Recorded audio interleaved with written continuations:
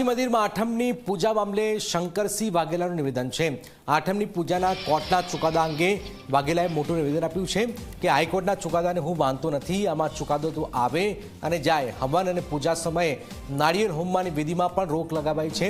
દાતાના મહારાજા આઝાદી પહેલા અંબાજીના માલિક હતા, જેમણે પોતાના રજવાડા આપ્યા। તેમના હાથે યજ્ઞ રોકવા માંગો છો। પ્રજાને કોઈ તકલીફ નથી તો શાના માટે આટલો બધો દ્વેષ છે? અંબાજી માતાજીની બધું આ કેમ લઈ રહ્યા છો?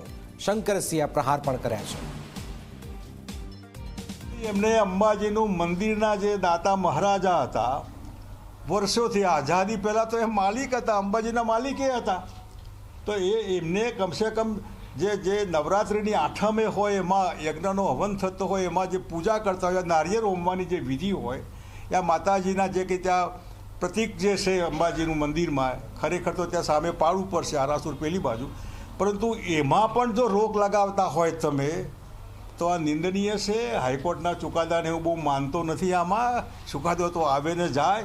તમે શું કરી રહ્યા છો? જે માણસોએ પોતાના રજવાડા આપી દીધા, એ કમસે કમ એક નાનકડો યજ્ઞ તમે રોકવા માંગો છો એમના હાથે જે પવિત્ર કામ થતું હોય એમાં, અને કોઈ પ્રજાને પબ્લિકને કોઈ તકલીફ નથી। શેના માટે આટલો બધો દ્વેષ રાખીને ગુજરાતી પ્રજાનો અભાવ, કમસે કમ અંબાજી માતાજીની બદદુઆ તમે શેના માટે લઈ રહ્યા?